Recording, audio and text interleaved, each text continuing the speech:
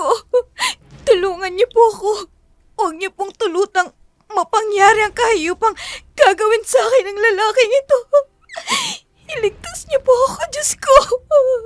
Hindi mo kami pwedeng saktan lang. Siya Lloyd ang mangkukulam. Mananagot ka kay Aling Amalia.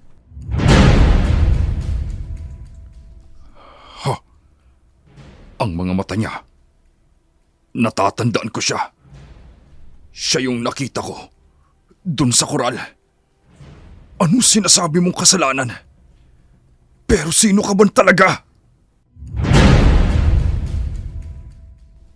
Pamangkin? Hindi ko kayo kinikilalang mga pamangkin. Ang anak ng hampas lupa kong bilas. Mabubunyag lahat ng kasamaan mo. At mananagot ka sa lahat ng ito!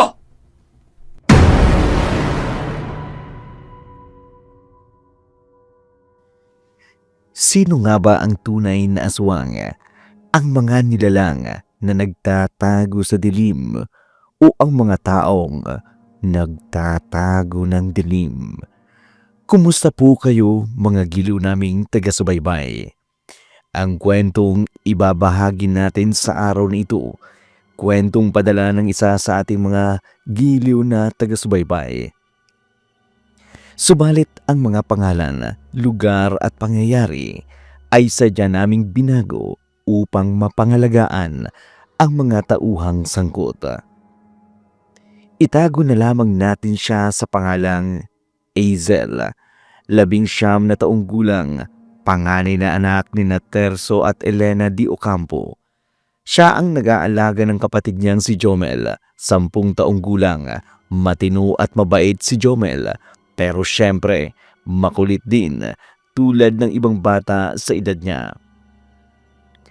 Nangyari ang nakatatakot na kwentong ito matagal na.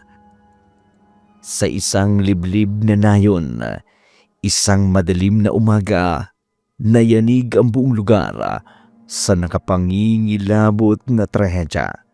May sasakyang dumurog sa malaking puno ng akasya sa tabi mismo ng malalim na ilog.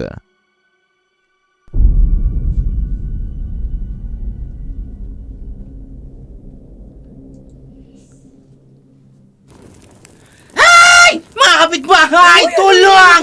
Tulungan niyo kami! May aksidente rito! Meron talaga. Gising na ang mga tao. Hindi na ako pwedeng magtagal rito. Baka may makakita pa sa akin. Ay, kumuha kayo ng tubig! Nasusunog ang unahang bahagi ng sasakyan! Ay, delikado kung sasabog yan rito sa kabayan! Bilisan ninyo! Abay, magsikilos kayo! Ay, bilisan nyo! Hoy, tabi! May dala akong tubig! Bubuhusan ko! Ay, salamat naman! Wala nang apoy! Ay, nako! Ay, tingnan mo kaya doon sa loob. Baka may mga tao sa loob! Ay! May babae at lalaki sa likuran! Pero wala yung driver! Ano? Wala! Imposible! Saan napunta ang mga yon? Ay! Dugo ng front seat! At puno ng bakas ng nakatatakot na pag-atake ng isang hayop! Ay, nako! Ay, kaya siguro sila na aksidente dahil sa pag-atake ng nakatatakot na nilalang! Ay, ano nang gagawin natin? Ay, tatawag na ako ng mga polis. Kailangan ma-report ang insidenteng ito. Helena, kung nakinig ka lang sana sa akin. May nakita akong tao sa bandaron! Tingnan niyo siya! Siguro siya ang may gawa! May nakakita sa akin. Kailangan ko nang makalayo. Ay, nako, kalalakihan! Oh! Habulin nyo! Sige, natin! Para hindi Tara! makatakas! Hoy, Bilisan sige! ninyo! Habulin natin! Habulin natin! Oh, Diyos ko. Ay, baka ang aswang na yun. Marahil. Maaring siyang may kagagawa ng pagkamatay ng mag-asawa. pwede. Mag-ingat kayong lahat, mga kapitbahay. Muli na namang umatake ang aswang. Ang mga taong ito ang unang naging biktima.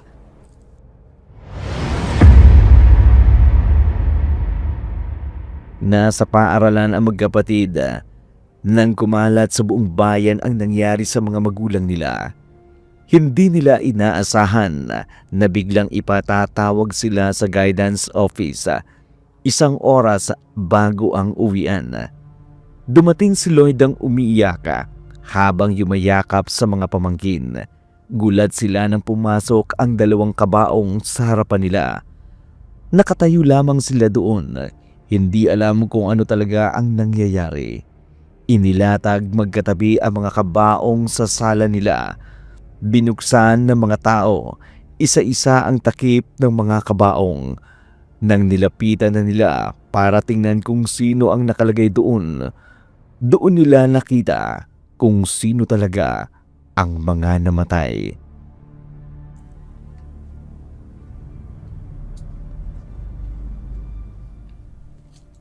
Mama? Papa?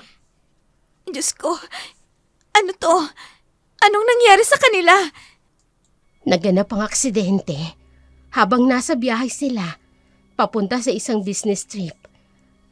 Isang nakakatakot na nilalang ang lumitaw sa kanilang sasakyan. Bumangga sila sa isang malaking puno ng akasya. Tinangay ng hindi pa nalalaman nilang driver at naiwang wala ng buhay si Kuya Tirso. Katabi ang mama niyo. Wala nang nakapagligtas sa buhay nila dahil gabi pa lang naganap ang aksidente. Paano niyo po nalaman ang lahat ng iyan? Yan ba ang ulat sa inyo ng mga pulis? Oo, Hazel. Pinuntahan ko ang pinangyarihan ng aksidente. Kitang-kita ko ang nakakatakot na bakas ng halimaw sa sasakyan. Ang driver's seat, puno ng dugo. Parang may mali. Yung driver lang talaga yung pinunteriya.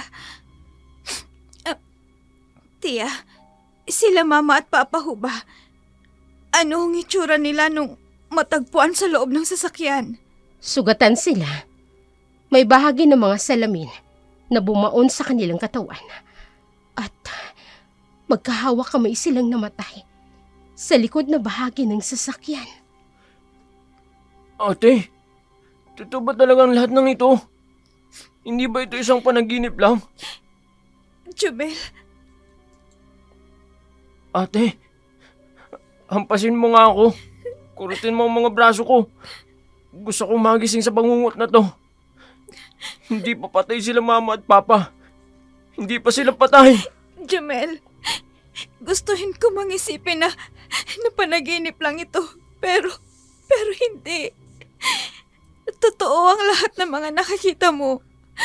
Totoong wala na sila mama at si papa. Mama, papa, gumising po kayo dyan. Huwag niyo kaming iwan. Mga bata, ang mabuti pa siguro, magbihis na muna kayo ng inyong uniforme para naman maging komportable kayo. Mamaya lang, marami nang darating na mga tao. Nakakahiya naman sa mga bisitang pupunta. Ate, dito lang ako. Ayokong iwan sila papa. Mas naisip pa nila talaga ang bagay na yan. Hindi man lang nila naisip ang nararamdaman na. Ano ba? Hindi nyo ba narinig ang sinabi ko? Marami sa mga kasosyo ng inyong magulang ang pupunta rito. Kaya sige na, pumasok na kayo sa loob ng kwarto nyo at magbihis. Makinig kayo sa akin. Ate, Sige na, Jumel. Sumabay ka na sa akin. opo. Pinagod pa ako. Susunod din naman pala.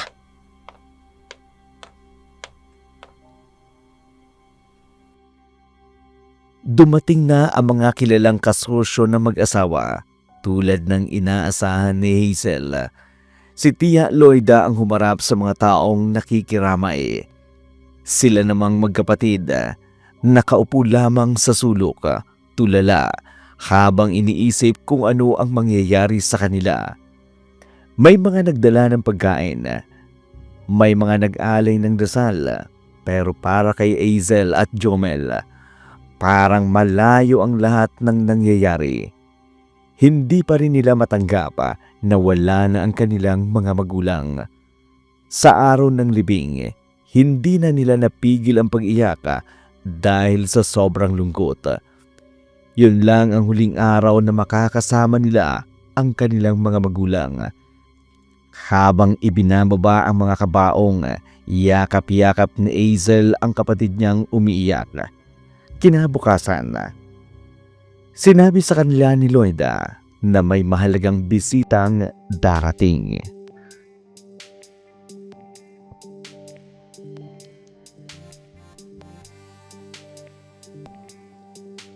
Ate, pwede bang ikaw na lang ang humarap kila Tiang?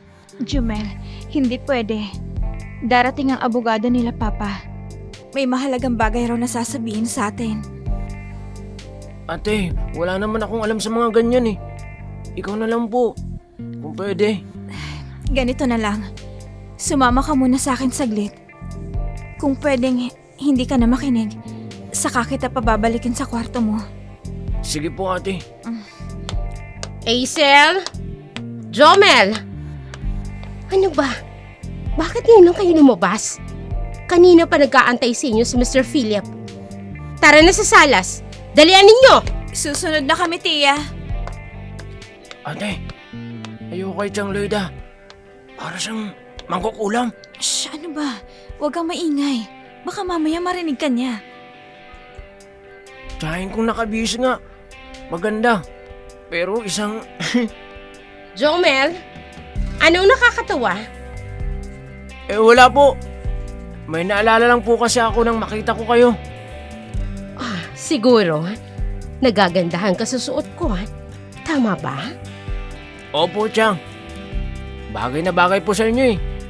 Bagay siyong itawag Tiang Loidang mangkukulam. Napakabait mo talagang bata, ano? Mamaya ka sa akin. Jumel, sabi nang huwag makulit eh. Ate, sinasabi ko lang naman kung anong totoo eh. Ano po bang gusto nyo? Magsinungaling ako? Tama na yan. Nasa harap na tayo ng bisita. Attorney Philip, magandang araw po sa inyo. Magandang araw sa inyo lahat. Sila na ba ang magkapatid? Yes, attorney. Attorney, ako po si Hazel, ang panganay na anak ni Tirso de Ocampo. May dalaga na palang anak si Mr. De Ocampo. Ilan taon ka na, Iha? 19 years old po, attorney. 2 taon pa. Tutuntong ka na rin sa legal age. Tungkol sa bagay na yan, ano bang mahalagang bagay ang ihahayag ninyo sa amin ng mga bata? Una sa lahat, tanggapin niyo muna ang aking pakikiramay sa inyong mga magulang. Andirito ako para sa usaping legal ng mga iniwang ari-arian, negosyo at yaman na dapat ninyo matanggap. Pero may tinatawag tayong incapacity to inherit outright. Incapacity to inherit? Wala kaming kapabilidad na makuha yun? Bakit? Attorney, linawin po ninyo. Hindi ko maintindihan ang salitang sinasabi ninyo. Incapable kaming makuha ang aming mana? Hazel, makinig muna kayo sa ipapaliwanag niya. Wala siyang sinabing hindi niyo makukuhang pamana sa inyo ng mga magulang ninyo. May tamang edad lang na dapat ikonsidera. Tama ang tsaloyda nyo. Kayo pa rin ang legal na tagapagmana ng inyong mga magulang. Pero ang ibig sabihin ng sinabi ko sa inyong incapacity to inherit outright, nasasaklaw sa batas na ang mga anak na wala pa sa hustong gulang ay hindi maaaring humawak ng kahit anuman sa kanilang mamanahin hanggat hindi pa kayo tumutungtong sa edad na 21. At nakalagay din doon sa last will and testament na ginawa ng inyong mga magulang. Mamanahin nyo ng ganap ang mga property na inyong mamanahin kapag tumuntong na kayo sa edad na 21. At ang ibig sabihin lang nito, ako ang pinakamalapit na kadugo at kapatid ni Kuya Tirso. Ako ang pansamantalang mamamahala ng lahat. Tama po ba, attorney? Just to remind you, Miss Loida, mamamahala at hindi magmamayari. Oo naman, attorney.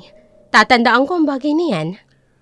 Ayon sa huling habilin ng mga magulang ninyo at sa batas, siya ang mangangasiwa sa lahat. Pero Feel na feel ko na sana. May pero pa. pansamantala lang ang lahat.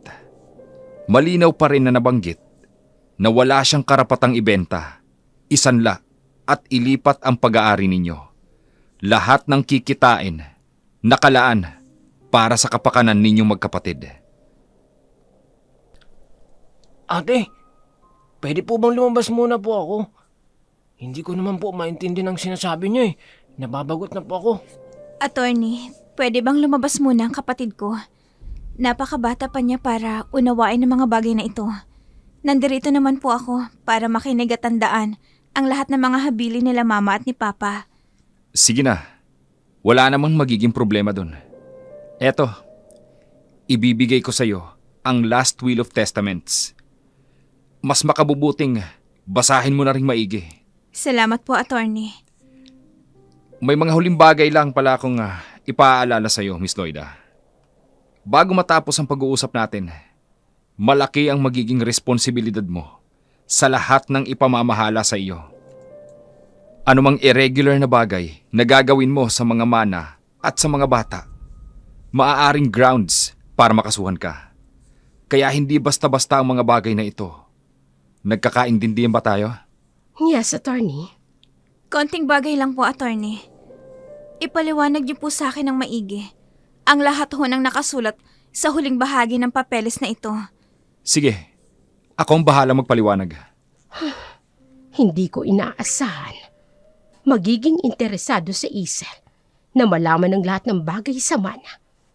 Kapag nagkataon, siyang magiging malaking hadlang sa lahat ng plano ko. Bakit ba kasi hindi pa sila namatay lahat? Nakakainis! Lumabas si Jomel sa hardin dahil sobrang bored na siya.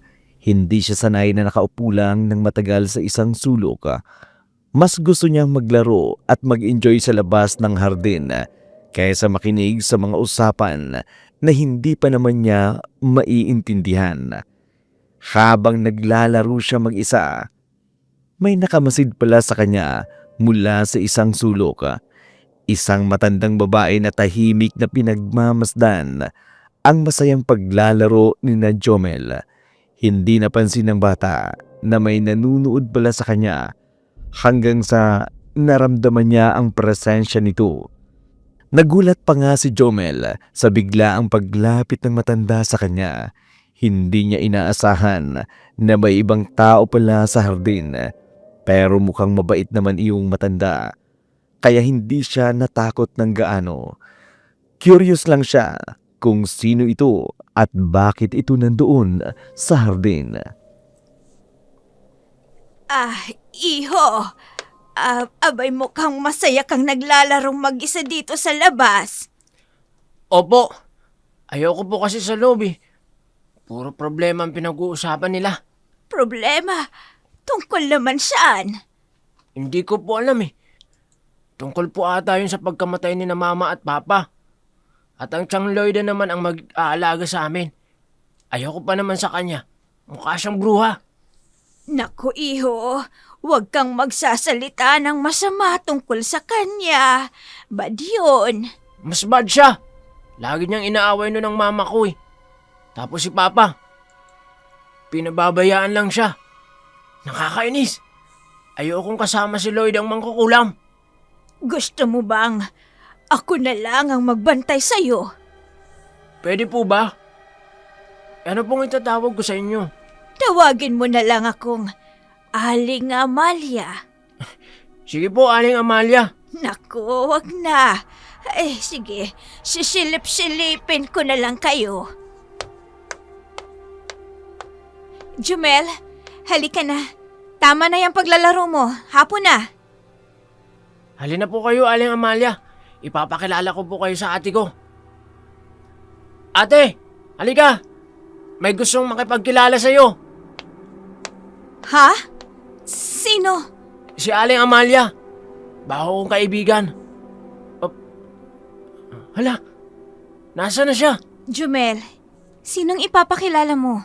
Wala ka namang kasama dito ah. Si Ali Amalia. Kausap ko lang siya rito eh. Bigla na lang siya nawala. Ay, nako, ikaw talaga. Kung sino-sino yung kinakausap mo. Ikaw lang naman ang nandito. Huwag kang sinungaling.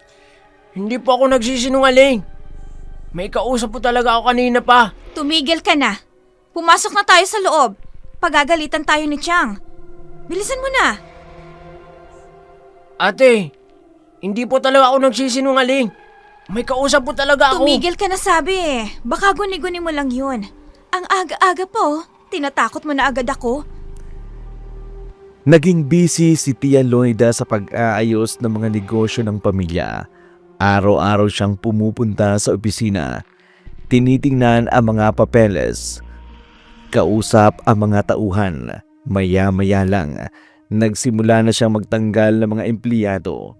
Sabi niya, para makatipid daw sila sa gastos. Dumating din sa bahay ang isang lalaking nagngangalang Orlando. Sabi ni Tia Loida, siya daw ang bagong kanang kamay niya sa lahat ng trabaho. Hindi magugustuhan ni Hazel ang lalaking ito, pero hindi niya masabi ang tunay niyang nararamdaman. Laging nakatingin si Hazel kay Orlando tuwing nasa bahay ito. May hindi maganda siyang kutob sa lalaki. Pero dahil bata pa lamang siya, hindi na siya makaangal. Ang ginawa niya na lamang ay bantayan ang lahat ng galaw ng tiyahin niya at ng bagong tauhan nito. Sige, i-dribble ko muna to. Yan, para sa kabila. Para sa kanan. Ikot. Ya. Oops. Ah. Oh. Ha. Lagot. Nabasag ko. Anong ingay yan? Tia Loida. Nabasag ang mamahaling florera ko? Ano ba kasing ginagawa mong bata ka? Naglalaro lang naman po. Naglalaro? Mukha bang playground itong loob ng bahay? Chang, sorry po. Hindi ko po sinasadya. Hindi sinasadya? Pwes, halika rito. Halika! Tia, wag mo. Ano pong gagawin niya sa akin? Ikaw ang gagawin kong panlinis sa mga bubog na yan. Halika ka! Wag mo. Maawa po kayo sa akin. Masusugatan mo Yan ang ako. dapat sa mga batang katulad mo! Wag mo. Chang! Chang! Anong ginagawa niya sa kapatid ko? Ate. Hoy! Bumalik ka rito! Hindi pa tayo tapos! Chang! Huwag niyong saktan si Jumel. Bata lang siya. Wala akong pakialam. Kahit na bata pa siya, hindi to playground. Tingnan mo, pinasag niya ang mamahaling florera ko. Wala kayong karapatang saktan ng kapatid ko. Mga gamit lang yan. Napapalitan. Jumel, nasaktan ka ba ha? Ayos lang po ako, ate. Aber, sino sa tingin mong dapat kong papanagutin sa pagkabasag niyan? Ikaw? Kaya mo bang gawin yon? Kung kinakailangan, sige. Ako ho ang aako ng lahat. Huwag niyo lang saktan si Jumel. O sige, para maranasan mo ang parusang ibibigay ko sa'yo. Dalhin mo yung nabasag na florera sa labas ng bahay at doon mo simulang buuin. Huwag kang papasok hanggang hindi mo natatapos yan. Ho? O hindi ba? Gusto mong akuin ang kasalanan ng kapatid mo? Hayan, gawin mo ang pinapagawa ko. Lumabas na ang tunay niyang ugali. Ano pang hinihintay mo? Pasko? Matagal pa yun. September pa lang, kaya kumilos na kayo. O baka gusto ninyong tawagin ko si Orlando para siyang magbuhat niyan. Hindi na po kailangan. Kami na lang ang gagawa. Nagtulungan na lamang ang magkapatid na ilabas ang mga nabasag na florera. Nahihirapan pa sila sa pagbubuhat dahil malaki at mabigat ang mga ito. Mas delikado pa. Maraming matatalas na bubog na baka makasakit sa kanila. Ilang beses nang muntikang masugatan si Jomel, pero lagi siyang iniingatan ni Hazel. Umabot na ng hapon, pero hindi pa nila natatapos ang kahit kalahati ng kanilang trabaho. Papadilim na ang kalangitan at mukhang uulan pa ng malakas sa labas. Pagod na rin ang magkapatid, Kaya hindi na nila natiis na umupo saglit para magpahinga. Habang nakaupo sila, nagsimula ng kumulog ang kalangitan. Nakita ni Jomel ang maitim na ulap na papalapit. Natakot na siya na baka maulanan sila habang nasa labas pa sila. Gusto na niyang pumasok sa loob ng bahay pero ayaw pa ni Hazel dahil baka pagalitan siya ng tiya Loida niya kung hindi nila matatapos ang kanilang trabaho. Ate, pagod na ako. Pumasok na kaya ako sa loob? Tingnan mo po, uulan na. Sige na, mauna ka na lang. Ako nang bahala dito. Yoko ate, paano ka? Sige na, kaya ko ng sarili ko. Kahit nga ang totoo, napapagod na ako. Pero tatapusin ko to. Hala, umuulan na ate. Hindi pwedeng huminto. Pag-iinitan kami ni Chang. Lagot na. Nagiwa-hiwalay na naman ang florera dahil sa lakas ng ulan. Ate, tama na yan. Malakas na ang ulan. Teka, sandali. Itutuloy ko pa rin ito. Hala, inimatay si ate. Ate, gising! Bumangon ka po dyan. Malakas ang ulan. Tulong! Inimatay si ate! Jumel! Jumel! Aling Amalia, andito po kayo? Kayong dalawa, anong ginagawa niyo rito sa ulanan? May kaparusahan sa amin si Chang. Kaya kami nandito. Tulungan niyo po akong buhatin si ate. Sige na, ako na ang bahala sa kanya. Pumasok ka na sa loob. Opo. Parang nilalagnat si Hazel. Kailangan niyang makapasok sa loob ng bahay at makapagpalit agad ng damit. Anong nangyayari rito? Bakit walang malay yan? Bakit hindi mo tanongin ang sarili mo? Nagkaganyan siya nang dahil sa kagagawan mo. Sino ka bang matanda ka? At anong karapatan mong pagsalitaan ako ng ganyan? Bitiwan mo ang pamangkin ko. Chang, wag po. Kundi dahil sa kanya, hindi may papasok si ate Hazel rito. Nawalan po siya ng malay. Oh, masama nga ata ang lagay ni Hazel. Magkakaproblema pa ako kung lalala ang lagay niya. Busy akong tao. Hindi ko siya magagawang alagaan. Sige, papapasukin kita ngayon. Pero hindi ka magtatagal. Ayoko ng estranghera. Ayaw talaga ni Loida na nandun si Amalia sa bahay nila.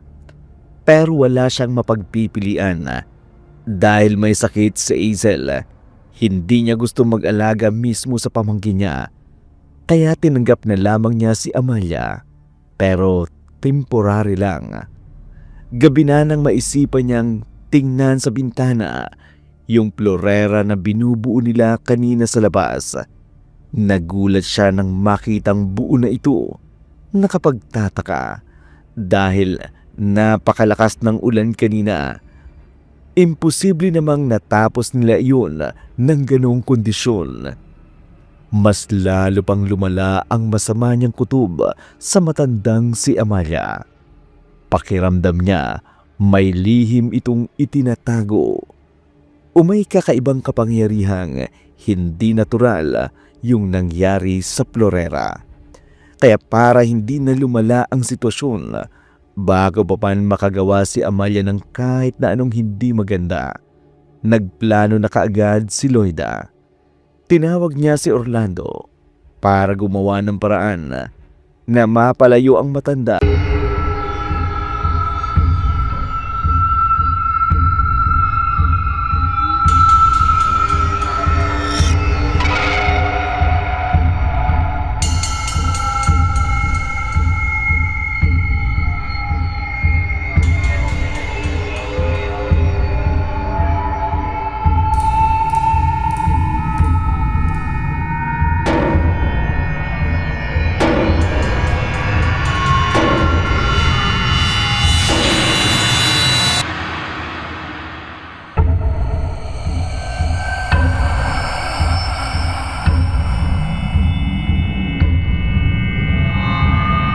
Magpatawag tayo ng pulis.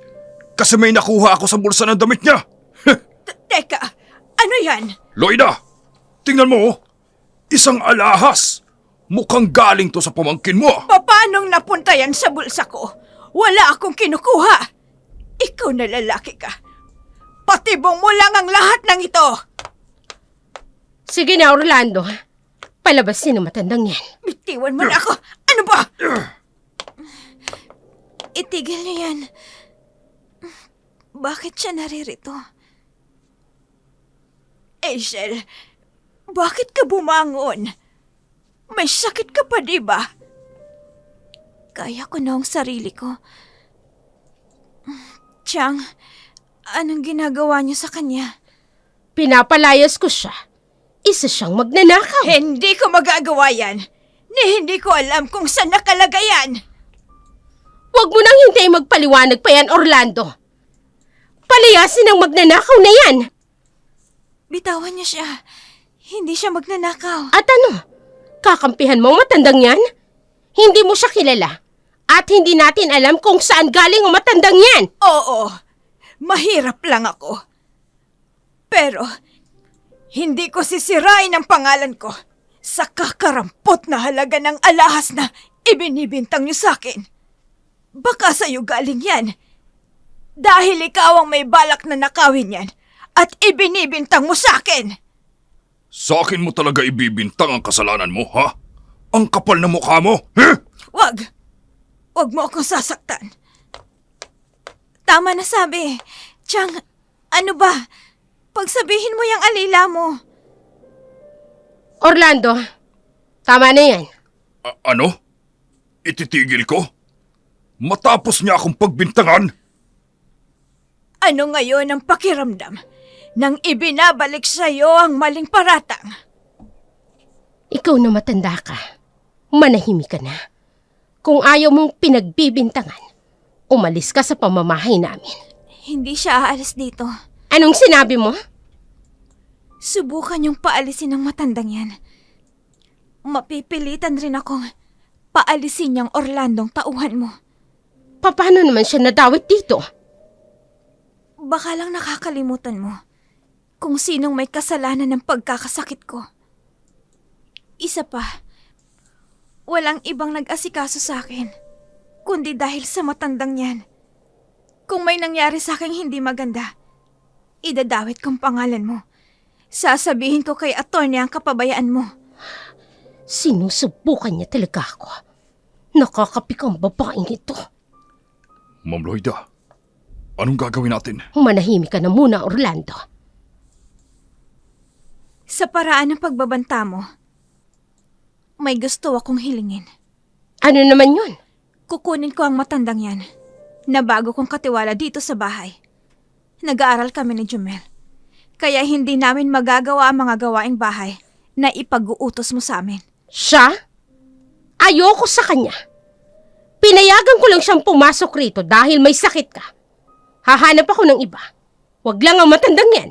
Kung ayaw mo sa kanya, ayoko rin kay Orlando. Kung ayaw mong pumayag sa kondisyon ko, wala sa kanilang dalawa ang makakapasok sa pamamahay namin. Kung hindi lang talaga bawal manakit ng bata, kanina pa kita nasampal na babae ka. Sige, pumapayag ako. Pero sa isang kondisyon, hindi ako magpapasahod sa matandang yan. Wala akong ibabayad sa kanya. Kung ang pagpapasahod sa akin ang pinoproblema mo, walang kaso sa akin yun. Kaya kong magtrabaho nang walang perang kapalit. Mukhang wala ho tayong magiging problema. Chang, hindi na aalis dito yung Orlando mo.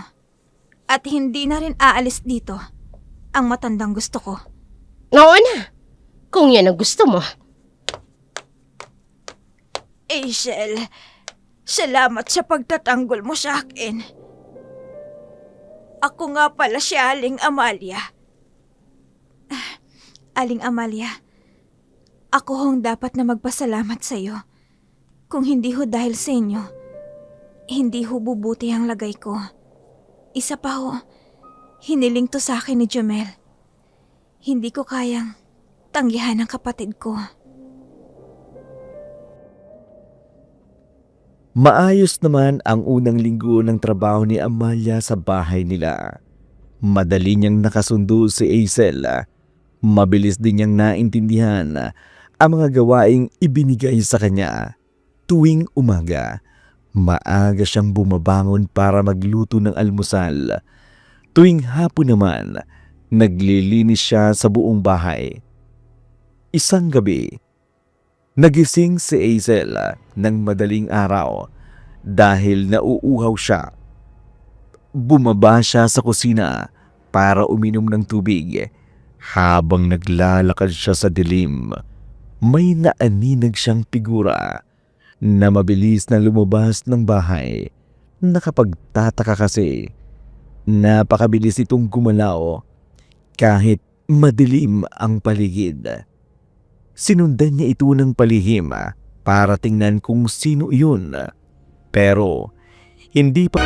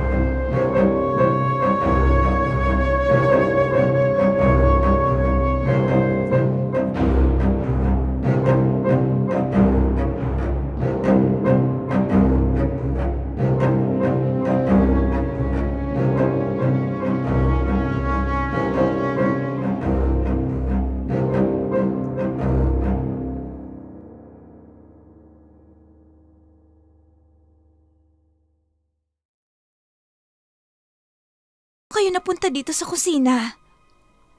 Nasa labas? Hindi. Hindi ako lumalabas. Galing ako sa kwarto ko. Bakit? Ay, kung galing ka sa kwarto nyo, sino ho yung nakita ko kanina na lumabas ng bahay? Aba, anong malay natin? Baka ibang tao yun. Siguro nga ho. Huwag mo na lang yung intindihin. Baka guni-guni mo lang ang nakita mo. Siguro nga po. Baka dala lang ho ng pagod ko sa eskwelahan. Aling Amalia, ano ho yung tinitimplan nyo? Ang bango ho Parang amoy halamang gamot. Ito ba? Halika, tikman mo. Maganda ito sa katawan. Mainam ito sa'yo. Lalo na't kagagaling mo lang sa sakit. Talaga ho? Sige, titikman ko ho. Ang pait? Hindi ka talaga sanay uminom ng mga dahon-dahon, ano? Siguro nga ho, Aling Ami. Pero may kakaibang hagod sa lalamunan. Baka kapag nakasanayan kong inumin yan, masasanay na ho ako. Aba, talaga bang gusto mong masanay? Gagawang kita palagi. Sige ho. Hazel, may gusto lang sana akong itanong sa'yo. Ano ho yun? Handa ka bang pagkatiwalaan ako sa kahit anong mangyari, ha, Iha? Bakit nyo po naitanong sa akin yan?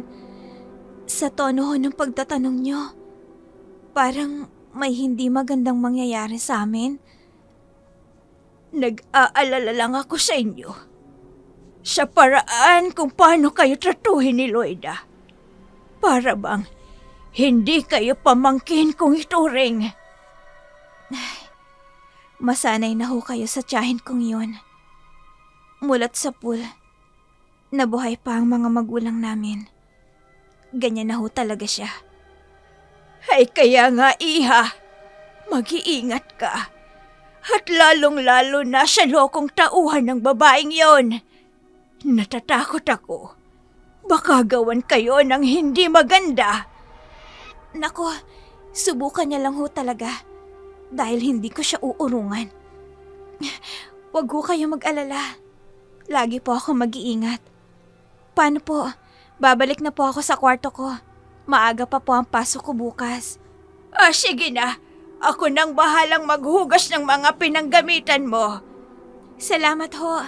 Magandang gabi ho ulit, Aling Amalia. Mabilis na lumipas ang mga linggo. Unti-unting nararamdaman ng magkapatid ang pagbabago sa kanilang buhay. Hindi lamang sa pag-aaral nila, pati na rin sa araw-araw nilang pamumuhay. Nagsimula nang maging mahirap ang lahat para sa kanila. Lalo na sa pagkain, mas lalo pang lumala ang kalidad ng mga ulam na inihahain sa kanila. Hindi masarap ang mga pagkain. Minsan parang hindi pa nga luto ng maayos. Dahil dito, unti-unti nang humihina ang pangangatawan nila. Nawala na din sila ng ganang kumain. Tuwing kakain sila, tahimik lang silang nakaupo sa mesa. Nakatingin lang sa pagkain na hindi niya naman nila gusto. Pero dahil sa takot silang magreklamo sa kanilang tiyahin, kinakain pa rin nila kahit ayaw ng kanilang sikmura. Nagiging mas mahina ang katawan nila dahil sa kulang na nutrisyon, pero wala silang pagpipilian kundi tanggapin ang sitwasyon na iyon.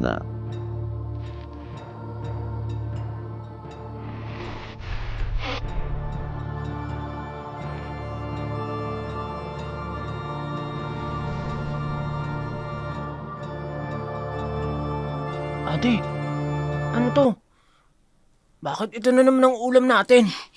Jumel, kumain ka na lang. Kung magrereklamo ka, baka pagalitan ka na naman ni Tia. Paano akong kakain? Kung hindi naman mukhang pagkain nasa mesa natin. Hoy, kayong dalawa, pari ang bulungan ninyo dyan. Bakit hindi pa kayo kumakain? Sino naman po sa tingin yung kakain yan? Bukod sa ulam na yan kagabi, parang kaning baboy na inihain lang sa mesa. Anong sinabi mo? Sinasabi mo bang hindi masarap ang luto ko? Sinangag yan! Bulag ka ba? Kayo palang nagluto niyan, Chang. Kaya pala parang kaning baboy. Puisat na bata ka ha! Anong karapatan mong laitin ang luto ko? Huli ka nga rito. Nang mabuti pa, isusubo ko mismo dyan sa bibig mong sinasabi mong kaning baboy. Ayan! Tikman mo! Chang! Hindi ba Chang, masarap? tama na po! Mabubulunan na Yan lang ang nararapat sa kanya. Masyadong reklamador! Itigil niyo na to! Maawa kayo sa kapatid ko! Lumalaban ka na rin sa akin na babae ka! Hindi na tamang ginagawa niyo sa kanya. Masyadong matabilang dila ng batang yan. Paano hindi tatamaan sa akin? Nagsasabi lang naman po siya ng totoo. Kaya wag niyo kaming tratuhin na parang hayop. Napakabastos ng ugali ninyo. Ipinagluto ko na nga kayo. Magre-reklamo pa kayo! Ipinagluto? Chang, tingnan niyo nga po yan. Kung makakain pa yan. Ate, Jumel, pahingi po ako ng tubig. heto Jumel, uminom ka. Ay, napaka-arte nyo! Kung alam nyo lang ang ginagawa ko, para ito sa inyo! Para sa amin? Ang alin? Ang tipirin kami sa pagkain? Hindi na po ata tama yun, Chang. Hindi mo na nga kami binibigyan ng tamang baon. Pati ba naman sa pagkain? Ganito rin ang gagawin nyo? Sumusobra na po kayo sa amin. Nasa krisis ang negosyo ninyo. Ginagawa ko lang ang paraang magagawa ko para kahit papano maisaayos ang pamamalakad ng pera ninyo. May isa sa ayos ba talaga? O para Magdahan-dahan ka sa pananalita mo, Aizen. Baka hindi lang si Jomel ang masaktan ko, pati ikaw na rin. Chang, hindi na po makataong ginagawa niyo sa amin. Hindi namin alam kung talagang ikabubuti namin yung pagtitipid ninyo. Bakit hindi kayo magsabi ng totoo? Manahimik ka! Wala kang alam. Wala kang karapatang pagsabihan ako ng ganyan. Kung ayaw niyo ng pagkain, di wag kayong kumain! Tara na, Jumel. Pumasok na lang tayo sa kwarto. Mas matitiis ko pang magutom kesa pa kainin ako ni Chang ng mga nasa mesa. O di hala, sige! Pumasok kayo sa kwarto nyo. Tingnan natin kung hanggang saan kayo tatagal. Tingnan natin kung gaano katibay ang mga sikmura ninyo. Ang arte. Sinangag naman talaga to. Nagbigay si Loida ng sobrang daming trabaho kay Amalia. Ginawa niya ito para hindi makausap ang magkapatid. Alam niyang si Amalia lang ang nagbibigay ng lakas sa loob sa dalawang bata. Kaya gusto niyang ilayo ito sa kanila. Isang gabi, sa gitna ng malakas na ulan, tulog na ang lahat sa bahay. Mahimbing ang pagkakatulog ni Hazel sa kwarto niya. Hindi niya napansin na may lalaking dahan-dahang pumasok sa kanyang kwarto. Walang ingay na tinakpan ng lalaki ang bibig ni Hazel. Buhat-buhat niya ang dalaga na tulog pa rin dahil sa sobrang pagod. Dinala nito si Hazel sa isang abandonadong koral sa liblib na bahagi ng lugar nila. Doon ay nagising si Hazel. Nagulat siya na nasa ibang lugar na siya. Nakatali na ang mga kamay niya at hindi niya alam kung paano siya nakarating doon.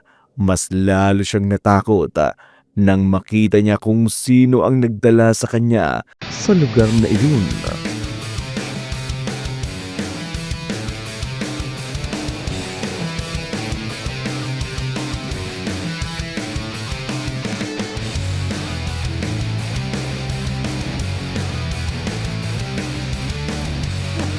Nasaan ako?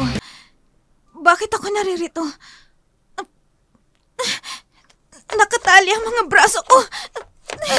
Diyos ko, sinong nagdala sa akin dito? Uy! Gising na palang maganda kong bisita. Mang Orlando, anong ginagawa niyo rito? At paano ako napunta sa lugar na to? Simple lang naman. Dinala ka rito sa kalagitnaan ng mahimbing mong pagtulog. Hindi ko man lang namalayan na dinala mo ako rito. Nahawakan mo ang katawan ko. Bastos ka! Alam mo, maganda ka sana eh. Kaya lang, suplada. Hindi ko tinatanong ang opinion mo tungkol sa pagkatao ko. Ang gusto ko hong malaman, kung bakit mo ako dinala ritong hayop ka! Yan. Napakatalas rin ang tabas ng dila mo eh. Ang sakit mo magsalita. Anong pakialam mo? Pakawalan mo ako rito kung ayaw mong samain ka sa akin! Ayoko nga. Hindi pa ako tapos sa'yo eh. Gusto ko pang mag-enjoy. Teka, ang gagong ito. Naguhubad sa harapan ko. Diyos ko, may binabalak siya sa akin hindi maganda. Ayaw mo sa akin, di ba? Pues, sa gagawin kong ito sa'yo, siguro naman, gugustuhin mo na ako. Hindi ba? Magpapakamatay na lang ako kesa gustuhin ko ang isang matandang huklobang kagaya mo. Peh! Ganyan ang gusto ko. Palaban! Halika rito. Ano ba? Ano ba? Maawa ka sa akin! Itigil mo na yan! Matapos mo akong duraan, magmamakaawa ka, pasensya tayo. Pagbabayaran mo, panlalait mo sa akin. Akin na yan. Akin ka ngayong gabi. Itigil mo to! Ayoko! Huwag mong gawin sa akin to!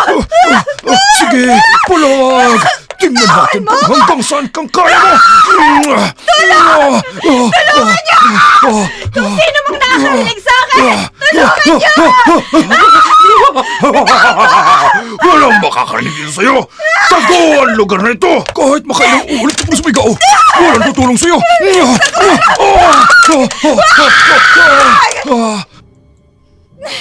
Huwag niyo akong tulutang mangyarang kayo pang gagawin sa akin ng lalaking ito. Iligtas niyo po ako! Dito ko naamoy ang malansyang pagkatao ng lalaking yun. Dito, humanda ka sa akin. Buisit! Anong ingay yan? Kidlat lang ba yun? Na tumama sa bubungan? Storbo! Nasaan ang flashlight ko? Parang may bumagsak sa bubungan.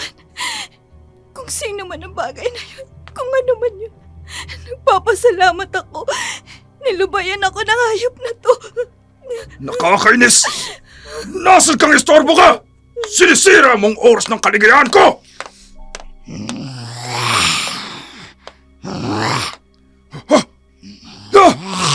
Ano yan? Napakapangit ng itsura mo! Isang halimaw! Lumuyo ka sa akin! Siya! Umalis ka rito! Hindi!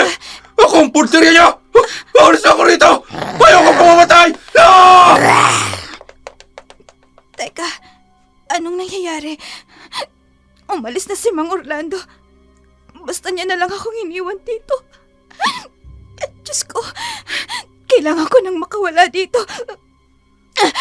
Tulong! Tulong! Pakawalan niyo ako rito! Pakiusap! Tulong! Ate Sel! Jumel! Nasaan ka? Ate! Si Jumel yan!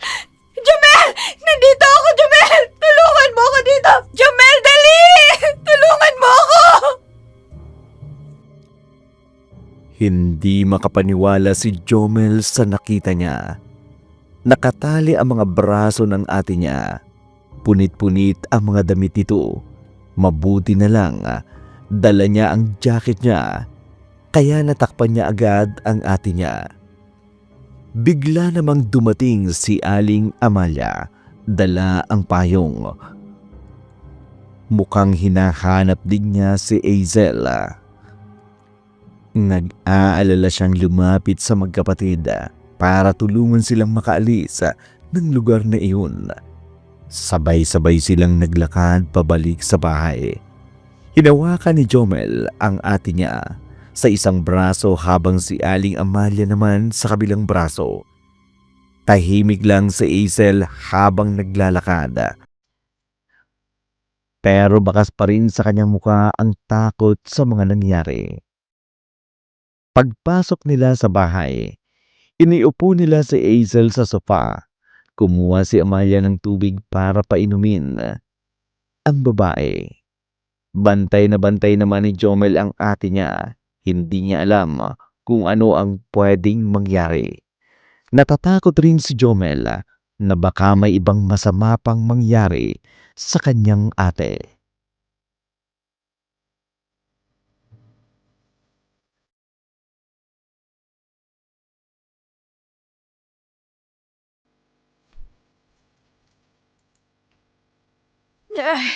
Hazel!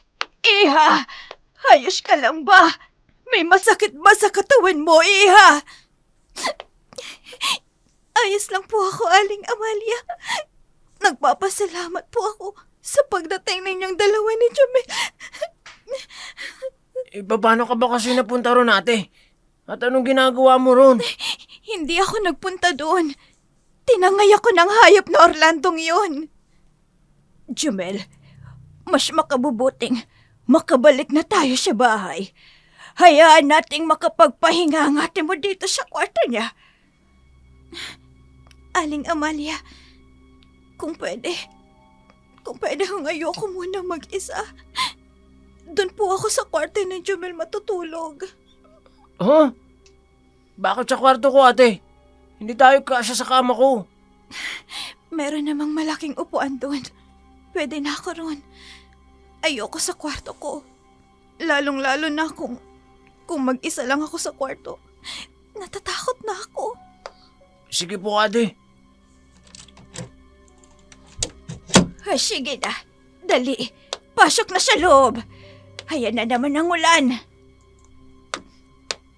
At saan kayo nang galing? Alanganin na ng oras ng gabi. Chong, si ate, sinundo namin sa labas. Sa labas? Anong ginawa mo ron? At bakit hindi mo tanungin ang magaling mong tauhang si Orlando? Inutusan ko siya na kunin ang mga kalakal na darating sa bayan. Paano siyang nadamay rito? Ang walang hiya niyong tauhan. Pinagtangkaan akong gahasain ang hayop na yon. Anong sinabi mo? Imposible yan! Anong imposible? Sa itsura pa lang ng lokong yun, hindi na mapagkakatiwalaan. Sinungaling! Hindi niya magagawa sa akin yun. Tapat sa akin si Orlando. Hindi niya ako magagawang lukohin. Kaya wag mo siyang pagbibintangan ng kung ano-ano. At may relasyon kayo ng gagong yon? Nagpapapasok ka ng immoral sa pamamahay ko? Wala kayong kwenta. Mas pinahahalagahan niyo ang taong yun kesa sa aming pamangkin ninyo. Manahimik ka! Wala kang karapatang pagsalitaan ako ng ganyan. Hindi porket tagapamahala lang ako ng mga ari-arian niyo. Magagawa mo na akong sagot-sagutin ng ganyan. Punong-puno na ako sa iyong babae ka! Sige! Sige! Subukan mong madampian ni dulo ng daliri ng mga bata. Ikaw ang sasamayin sa akin! Ang matandang ito, nangangalit ang kanyang mga mata. Parang handa niya akong saktan. Anumang oras niya gustuhin. Hindi mo na kami pwedeng saktan lang. Saloy dang mangkukulam. Mananagot ka kay Aling Amalia. Mga walang utang na loob. Sige, palalampasin ko ang araw na to. Pero babalikan ko kayo. Hindi pa rito magtatapos ang lahat. Diyos ko. Ang akala ko, magagawa na naman niya kaming saktan. Hindi na niya magagawa yun. Akong bahala sa inyo. Hindi ako makapapayag na galawin kayo ni Loida. Dahil sa galit niya sa magkapatid, dumiretso si Loida sa opisina ng negosyo na binabantayan niya. Hindi siya makapaniwala sa ginawa ni Orlando. Sobrang inis niya, kaya kumuha siya ng alak mula sa aparador. Binuksan niya ang bote ng brandy at inilagay sa kopeta. Ininom niya ang lahat ng laman nito sa isang lagok lang. Umaasa siyang kakalma siya pagkatapos niyang uminom. Pero mas lalo pa pala siyang naging galit. Maya-maya, narinig niya ang tunog ng pintuan. May pumasok sa loob ng opisina. Nang tingnan niya kung sino, nakita niya si Orlando na papalapit sa kanya. Hindi niya mapigilan ang sarili niya. Binato niya ng kopeta si Orlando sa sobrang galit. Nabasag ang kopeta. Tumama ito sa pinto.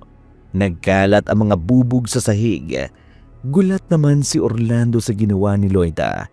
Hindi niya alam kung bakit siya binato ng kopeta. Nagsimula nang magalit si Loida kay Orlando dahil sa nangyari kay Hazel.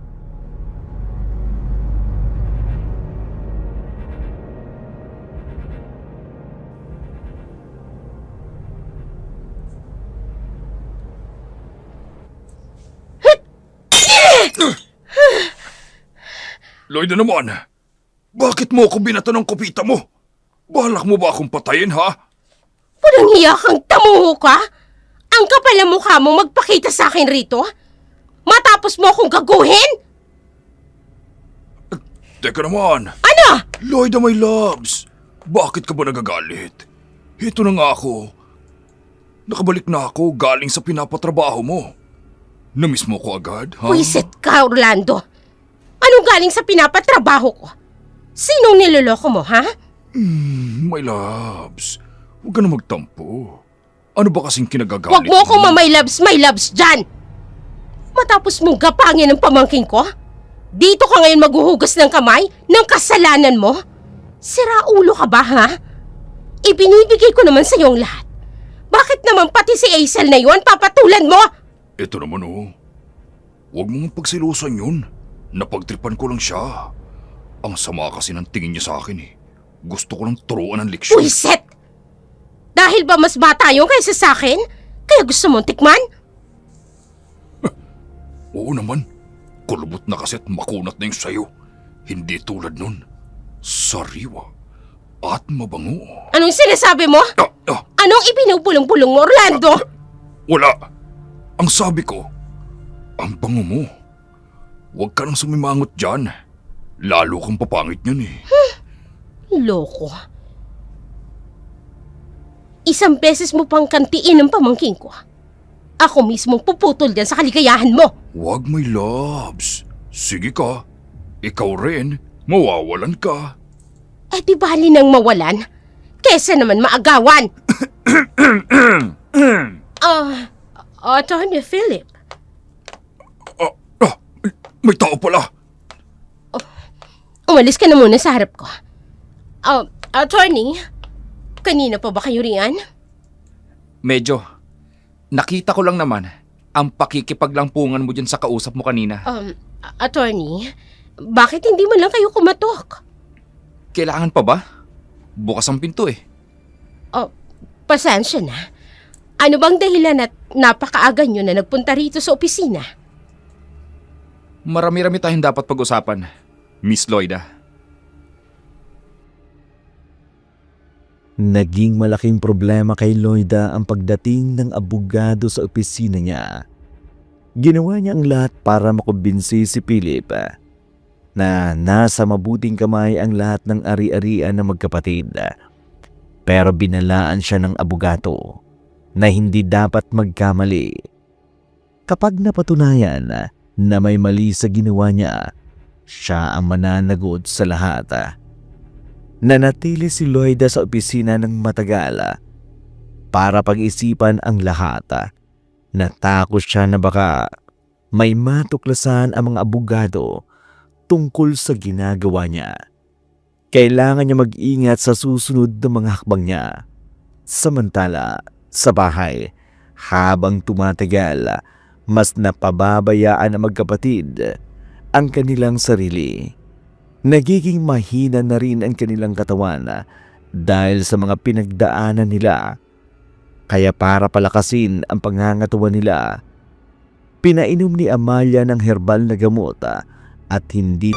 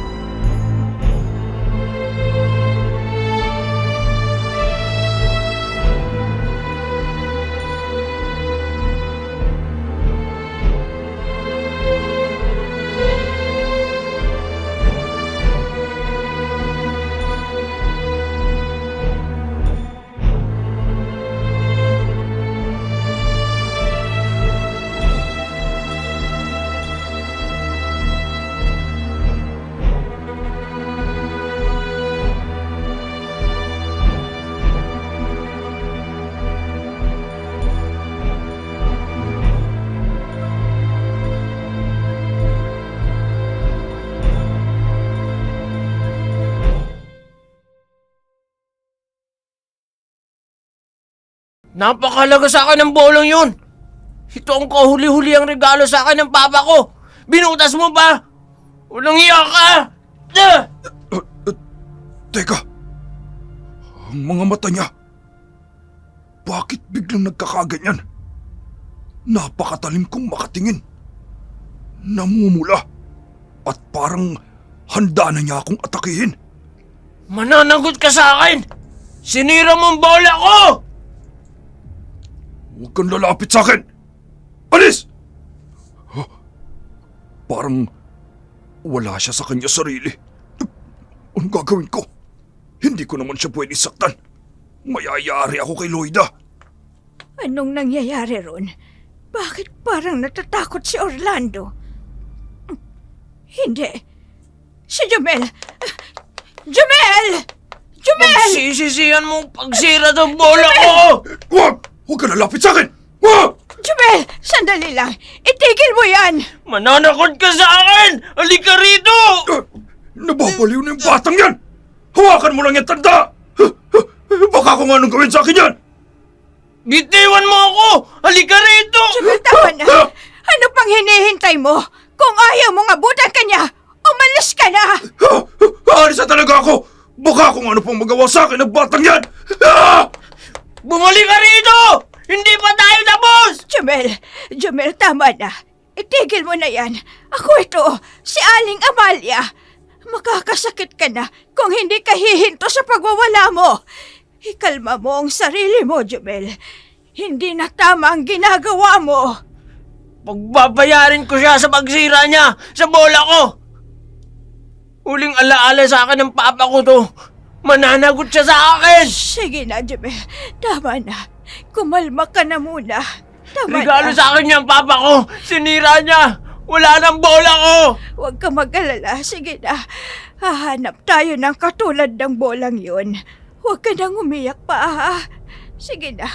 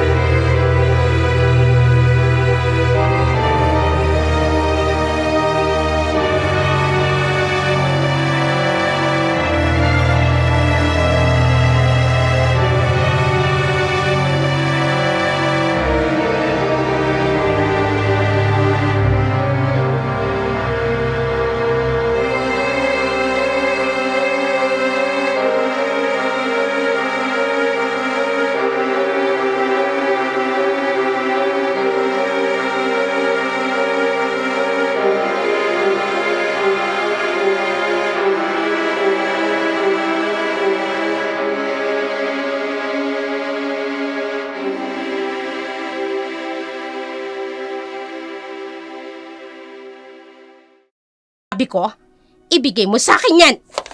Akin na! Wala ito.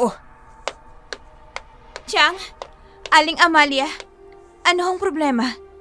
May pinagtatalunan po ba kayong dalawa? Natong alalay mo. Tinatanong ko lang naman kung ano yung hawak niyang envelope na yan sa likuran niya. Ayaw ipakita sa akin. Hazel, kasi... Chang, wag mo nang pakialaman yan. Sa akin yan. Pinahahawa ko lang sa kanya. Project ko yan sa school. Portfolios ko.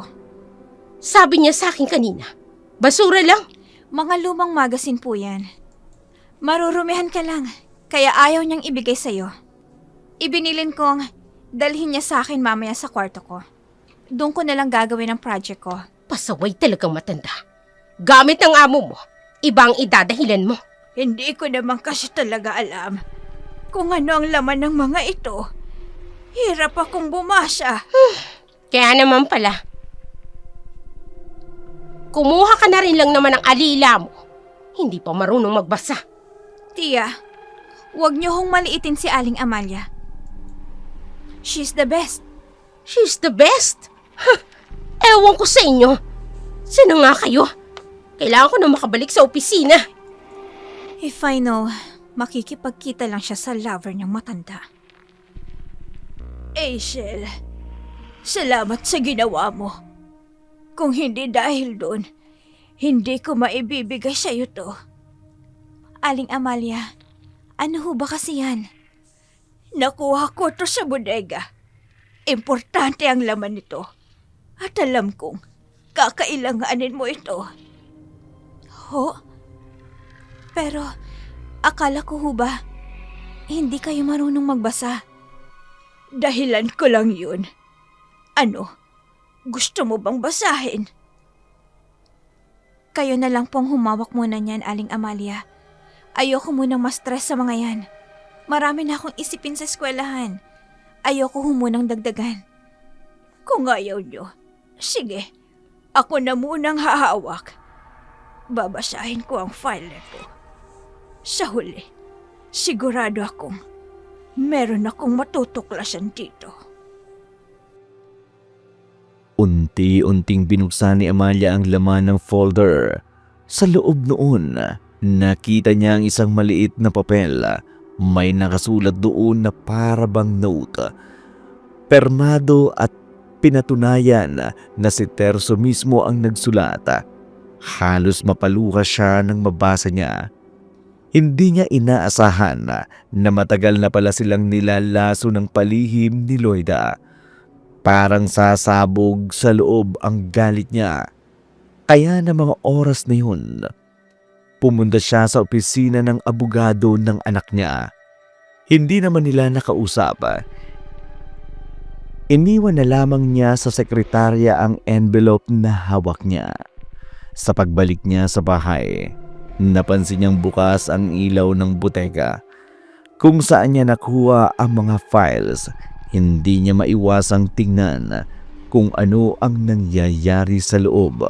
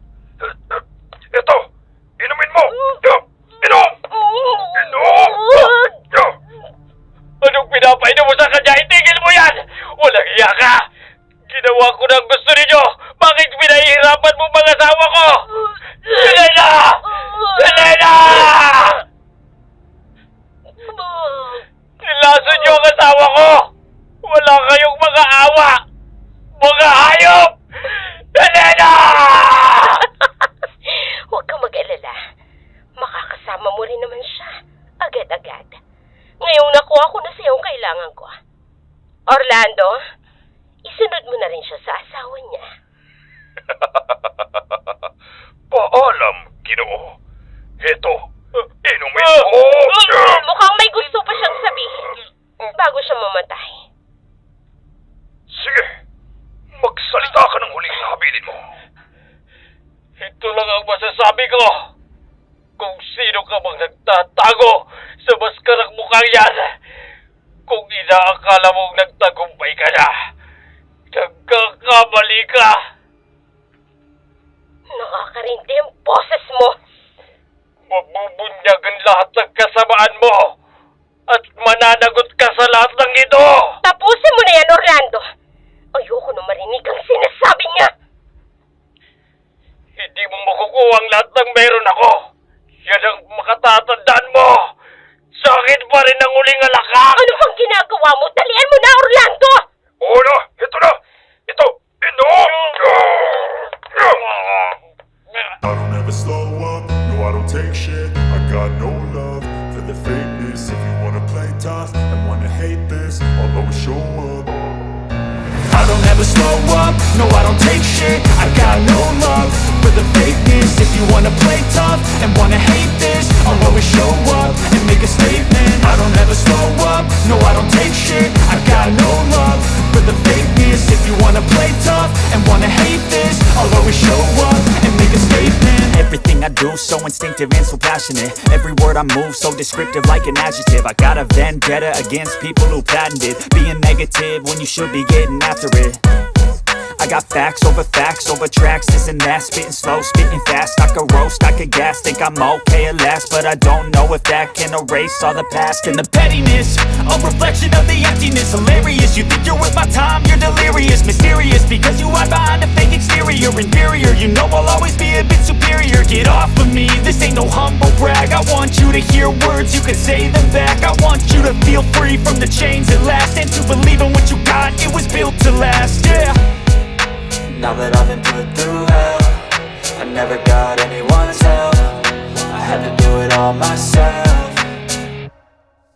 I don't ever slow up, no I don't take shit. I got no love for the fakeness. If you wanna play tough and wanna hate this, I'll always show up and make a statement. I don't ever slow up, no I don't take shit. I got no love for the fakeness. If you wanna play tough and wanna hate this, I'll always show up and make a statement. Gonna learn the consequence of being incompetent. Mental health is confidence, dreams and some modestness. I'm not here to save the day, that's for you to take away. I could play a million mind games, but instead I say something not illogical, something that is topical. Rub it on and watch it go, make yourself unstoppable. Dreams are irresponsible, but they're always possible. If you just believe, you could be so remarkable. Thoughts in my head, a collage and they spread. I'll be great one day, going off of my meds. No, I'm not giving up, no, I'm not giving in. I will make it to the top, taking off in the wind. I gotta make it, I'm saving every day to taste it. I'm patient, but my mind, it can hardly take it. I'm chasing a dream that I've had for several ages. A vacant, modern kingdom for the taking. Now that I've been put through hell, I never got anyone's help. I had to do it all myself. I don't ever slow up, no I don't take shit. I got no love for the fakeness. If you wanna play tough and wanna hate this, I'll always show up and make a statement. I don't ever slow up, no I don't take shit. I got no love for the fakeness. If you wanna play tough and wanna hate this, I'll always show up and make a statement. I don't ever slow up, no I don't take shit. I got no love for the fakeness. If you wanna play tough and wanna hate this, I'll always show up.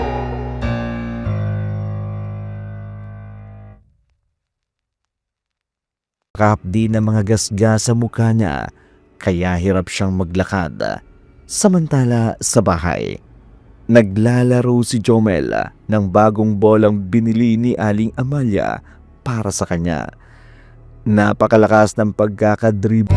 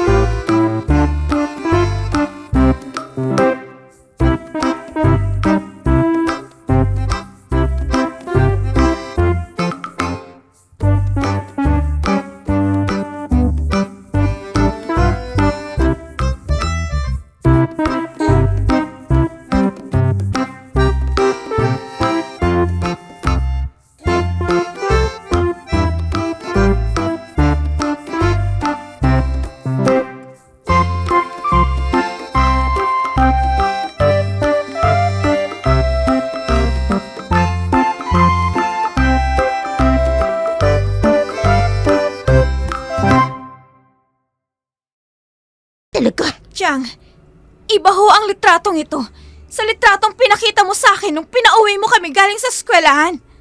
Ipaliwanag mo nga sa akin ngayon. Ano ho bang totoo? Anong ibig sabihin nito, Chang? Manahimik ka! Sa tono ng pananalita mo, parang pinagbibintangan mo na akong may gawa niyan sa kanila. Hindi nga ba, Chang? Napakalakas po ng mga magulang ko. Nakapagtataka lang na bigla silang namatay nang dahil lang sa isang Ano aksidente. naman talaga ang nangyari? Bakit hindi mo yun mapaniwalaan? Sinungaling ka, Chang! Sinaktan mo sila, Mama at Papa! Pinatay mo sila! Chomel, ano ba? Mamamatay tao ka, Chang! Ano ba? Tama na sabi! Orlando! Orlando! Halika rito! Jumel, halika na. Itigil mo na yan. Ikaw na bata ka. Kapag hindi ka pa tumigil, masasaktan ka talaga sa akin! Subukan mo lang, Chang. Pati ako makakalaban mo. Tara na, Jumel. Kailangan na nating makaalis dito. Opo, ate. Orlando! Ang bagal mo! Nasaan ka na ba? Andito na ako, Loida! Saan ka ba galing? Ay, pasensya na, Loida. Anong kailangan mo sa akin? Ang sakit ng mukha ko eh. Ano nangyari sa'yo? Wala. Wala ito. Huwag mo ako intindihin. Kumilos ka na. Ang dalawang batang yon, hulihin mo. Lagyan mo ng busa ng bibig. Oo. Halika kayo dito! Teka, anong gagawin niyo sa amin, Chang? Aray ko! Sige na, bilisan mo, Ang mga kamay Orlando! ko! Bitayin Hulihin mo mo lang mga yan! Bitawan mo kami. Hindi mo na ako muling masisindak na bata ka! Huwag mong saktan ang kapatid ko! Hoy, ikaw babae! Maghintay ka! Isusunod kita sa batang to! Si Aling Amalia, kailangan kong puntahan. Siya na lang ang matatakbuhan namin. He? Saan ka pupunta? Dito ka lang sa akin. Pakawalan mo na lang kami, Chang. Hayaan mo na lang kaming dalawa ni Jumel. Hayaan? Pagkatapos ano, ibubuking mong lahat ng lihim ko? Hindi ako papayag, Aisel. Hindi mo maitatago ang lahat ng katotohanan. Dahil ako mismo ang magbubunyag sa lahat ng ito. Hindi ako papayag. Kaya mananahimik ka hanggat nabubuhay ako. Orlando! Bilisan mo! Nauubos ng pasensya ko! Walang malay na nakaupo ang nakataling magkapatid. Wala silang alam kung ano ang mangyayari sa kanila. Nakatali ang mga kamay nila. Hindi sila makagalaw ng maayos. Tahimik lang silang nakaupo sa sulok na nanlalamig at natatakot. Mahina na ang paghinga ni Aisel dahil sa takot. Hindi niya alam kung saan sila dinala ni Orlando o kung ano ang balak nito sa kanila. Si Jomel naman, umiiyak pa rin at nanginginig sa lamig. Ang bodega ay madilim at nakatatakot. Maya-maya'y narinig nila ang mga yapak na papalapit sa kanila. May taong paparating sa lugar na yun. Hindi nila alam kung sino ito at kung ano ang plano. Mas lalo pang nanginig si Jomel sa takot habang naghihintay kung sino ang darating. Nagtuloy-tuloy lang ang yapak hanggang tumigil ito sa harapan nila. Hoy! Kayong dalawa! Gising!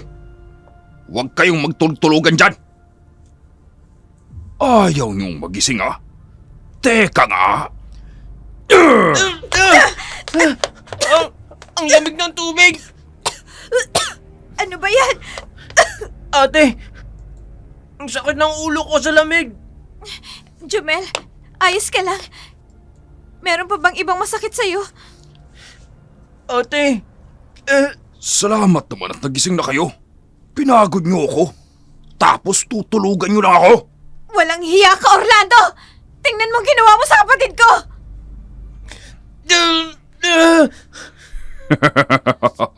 Huwag kang ang OA.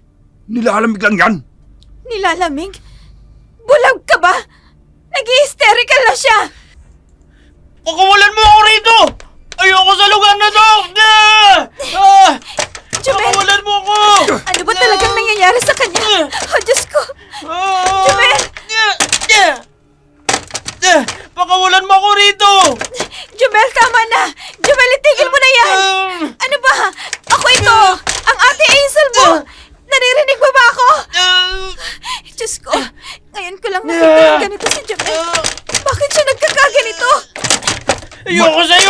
Manahimik ka na dyan!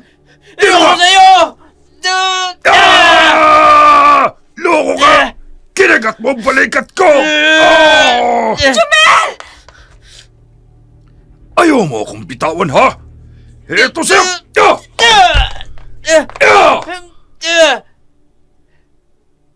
Lokong bata ka. Para kang hayop. Ang sakit ng ginawa mo. Bakit mo siya sinaktan? Ikinagat niya ako eh. Hindi ko pa ba yung sasaktan? E di ako naman ang namatay. Niligtas ko lang ang buhay ko. Tabi! Jumel! Jumel! Gising! Manahimik ka dyan! Sinaktan niya ako eh. Dadagdagan mo pa, ha? Gusto ko lang masigurong buhay pa siya. Napakalakas na paghampas mo sa kapatid ko! Jumel! Gising! Jumel! Huwag mo nang intindihin yan. Natutulog lang yan. Halika! Kinakalagan niya ba ako? Pagkakataon ko na to para makatakas. Pakibilisan, Mang Orlando. Titingnan ko kalagayan ng kapatid ko. Sandali lang naman.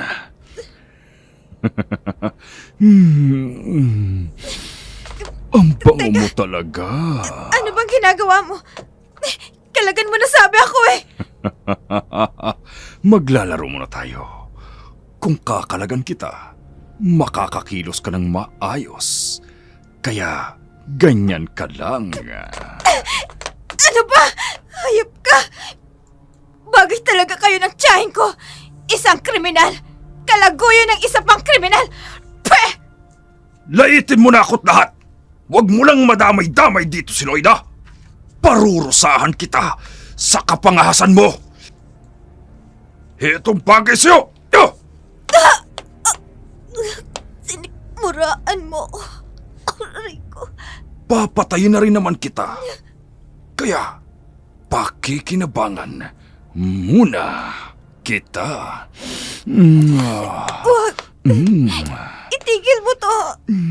Napurnada tayo nun. Kaya ngayon, itutuloy na natin. Jumel! Kumising ka na dyan. Tulungan mo ako, Jumel. Jumel! Ate! Jumel! Tulong! Jumel! Tulong! Jumel! Hinang-hina si Jomel.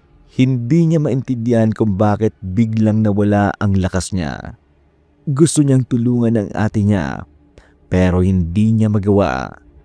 Pinipilit niyang igalaw ang mga braso at binti niya, pero walang nangyayari. Iaangat na sana niya ang ulo niya nang mapatingin siya sa kaliwang bahagi ng bodega. Nagulat siya sa nakita niya. May isang figurang nakatatakot na nilalang doon.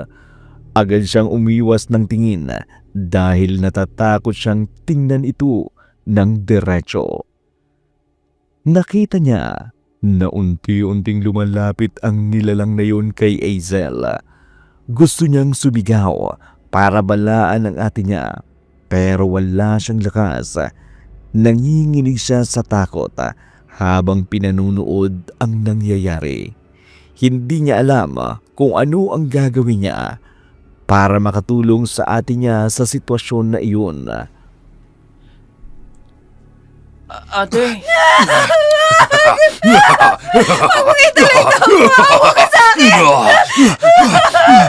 Nabitin ako noon. Hindi na ako papayag maulit pa yun. Akin ka ngayong gabi. Dahil mo siya! Anong klaseng nilalang ka? Isang aswang. Bitiwan mo ako! Paanong nagkaroon ng aswang dito? Tulungan niyo po kami. Jumel, Bitaw! bumangon ka na riyan. Bitaw! Kailangan mo na ako, Jumel. Babayaran mo lahat ng lahat ng ginawa mong kasalanan. At pupunahin kita! Ang mga mata niya, natatandaan ko siya. Siya yung nakita ko nun sa kural. Anong sinasabi mong kasalanan? Pero sino ka ba talaga?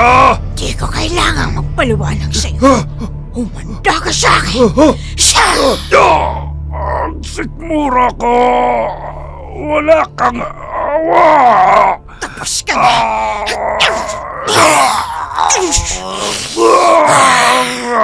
Ang langsa ng lamang loob mo.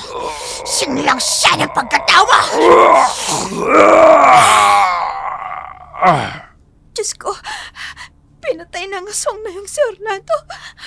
Jamel, ano ba? Alam kong gising ka na, Jamel. Bumangon ka na riyan. Nasa panganib na tayo, Jamel. Gising! Ate, Jamel, ano pang hinihintay mo dyan? Kalagan mo na ako. ha? Ano nangyari? Yung Lando, nasaan siya? Huwag ka ng maraming tanong. Kailangan nating makatakas dito. May aswang sa bodegang ito. Bilisan mo ng pagkalag sa tali ko, Jamel. Dali. Oo, ate. Dali! Takbo! Baka tayo nang isunod ang aswang na yan! Ganito rin ang nangyari nung muntikan na akong gasain ni Landong yun. Sino ba siya? Ba't bigla na lang siyang lumitaw dito? Ate, biglang nawala sa likuran natin ang halimaw. Tingnan mo. Bangkay lang nung lalaka na iwan. Huwag ka nang maraming tanong.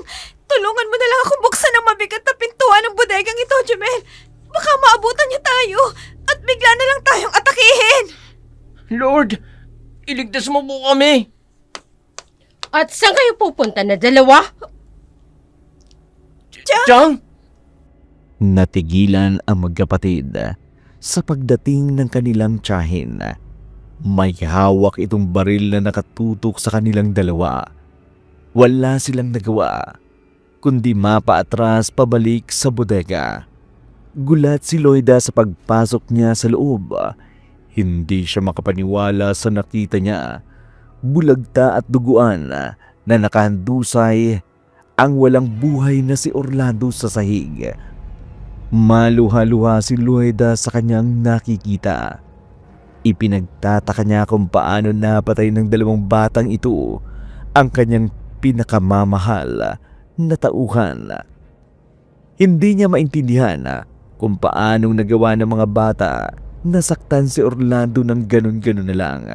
Sa tingin niya, imposible kaya na kaya nilang gawin iyon.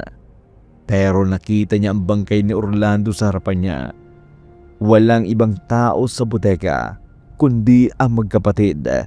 Kaya sa tingin niya, sila ang may gawa ng lahat.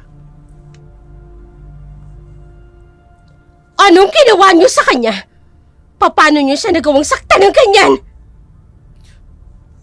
Ate, lagot na. Sobrang galit na ni Chong. Chang, pakiusap. Ibaba niyo po ang hawak niyong baril. Delikadong makalabit niyo yan sa amin. Sagutin niyo ang tanong ko! Sino ang pumatay kay Orlando? Chang, hindi ho kami. Wala kaming ginawa sa kanya. May aswang na pumatay sa kanya. At naririto yun sa loob. Pabayaan niyo na po kaming makalabas dito, Chang. Nandirito sa loob ang aswang. Baka kami naman ang sunod sa saktan niya. Pinaglololoko niyo ba ako? Walang aswang rito. Kayo ang may kagagawa ng lahat ng ito. Pinatay niyo si Orlando! Paano namin gagawin yun? Wala kaming kakayahang gawin yon. Ate, walang magagawang pakikiusap natin kay Chang. Takasan na lang natin siya. Delikado. Wala siya sa sarili niyang pag-iisip. Baka kung puputukan niya tayong dalawa. Huwag niyo akong paglalaroan. Bakit niyo pinatay si Orlando? Hindi namin pinatay si Orlando, Chang. Wala kaming kakayahan. Sinungaling! Kayo lang ang kasama niya rito. Manang-mana talaga kayo sa inyong ina! Nahihibang ka na, Tia. Mas inaalala mo pang taong yun kesa sa amin. Mga pamangkin mo kami. Pero kung ituring mo kami, parang hindi mo kami kadugo. Napakasama ninyo! Pamangkin? Hindi ko kayo kinikilalang mga pamangkin. Ang anak ng hampas lupa kong bilas. Si Mama ho ba tinutukoy nyo? Hindi ampas lupa si Mama. Huwag mo siyang laitin. Wala nga pala kayong alam. Ang inyong pinakamamahal na ina ay isang hampas lupang napulot lang ni Tirso sa kagubatan. Pinakasalan dahil sa kalantian niya. Simula nang ipagbuntis ka ng babaeng yon, lahat ng bagay na dapat mapunta sa akin, ibinigay sa kanya ng namayapa kong ama. Mas minahal niyang babaeng yon, pati na ang apo niya, kesa sa aking panganay na anak niyang babae. Magkapamilya ho tayo, Tiang. Bakit hindi nyo na lang ho tanggapin ang bagay na yun? Patay na sila mama at si papa. Ikaw na lang ang natitira naming pamilya. Dapat inaaruga mo kami. Dapat hindi nyo kami sinasaktan. Kahit ano pang sabihin niyo, hindi magbabago ang katotohanan. Inagawan niyo ako ng aking karapatan. Mga salot! Basta na lang kayo lumitaw sa buhay naming magkapatid. Sa akin dapat lahat ng atensyon. Ang lahat ng yon, inagaw ninyo! Ayusin na lang ho natin ito, Tiang. Para wala na Wala ho tayong gulo. dapat ayusin! Wala na rin naman kayong pakinabang sa akin. Papatayin ko na kayo. Tulad ng ginawa ko sa mama at papa ninyo. Lumabas rin ang totoo. Kagagawan mo ang lahat ng ito. Napakahayop mo. Trinato ka ng maayos ni Papa. Tapos, ganito lang ang igaganti mo. Kahit magreklamo ka pa, huli na ang lahat. Mamamatay na rin kayo, katulad nila.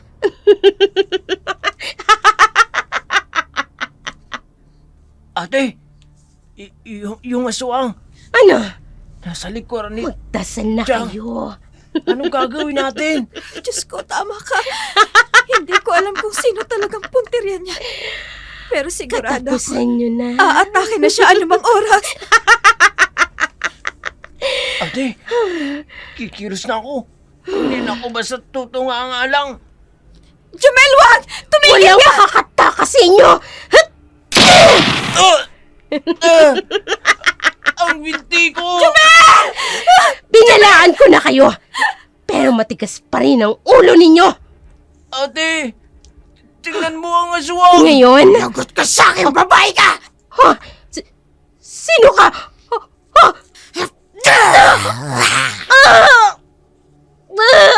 Mamamatay ka. Tulad ng ginawa mo sa anak ko.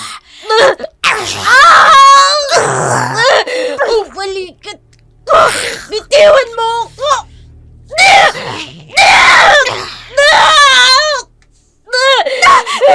Nakakalaman niyang gatilyo! Tumayo ka na, Jumel! Wala nang kutrito siya! Pinatay mo na ang anak ko.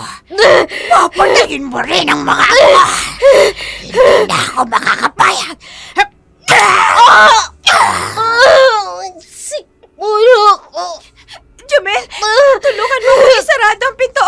Kailangan natin silang ikulong sa loob. Pero ate, yung aswang, parang namumukhaan ko siya. Tumahimik ka na! Hindi ito ang oras para makipaglokohan. Tayo na! Isusunod na tayo niyan! Hindi natin siya kilala! Pero ate, Makinig ka na lang pwede! Hanapin natin si Aling Amalia. Siya na lang ang tanging makakatulong sa atin. Hindi natin kaya nilalang na nasa loob. pero ate si Aling Amalia, siya mismo ang nakita ko. Buhay ng anak ko ang nawala. Mas masahol pa sa kamatayan ang gagawin ko sa iyo.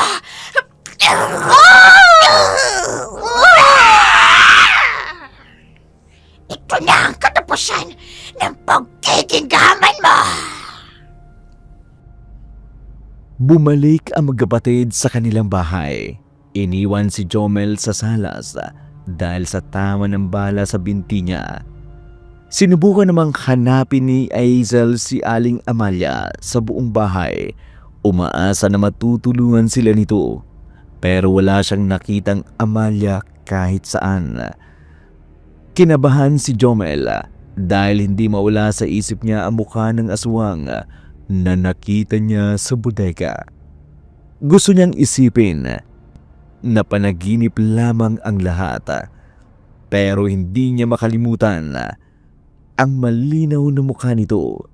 Maya-maya narinig nila ang tunog ng sirena ng pulis sa hindi kalayuan. Nakarating ito sa tapat ng bahay nila. Bumaba mula doon ang abogado. Hindi ito makapaniwala sa nakita niyang itsura ng magkapatid. Puno ng takot at sugat ang dalawa. Mga bata, ano nangyari dito? At bakit ganyan ang mga itsura nyo? Mahabang kwento, attorney. Kung alam niyo lang ang mga nangyari.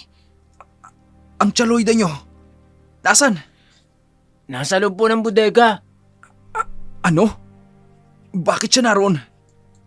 Siya ba ang may kagagawan kung bakit ganyan ang itsura nyo? Hindi po namin alam kung anong lagay niya ron. Isa lang ang natitiyak ko. Siguradong sugatan nito at mahina na.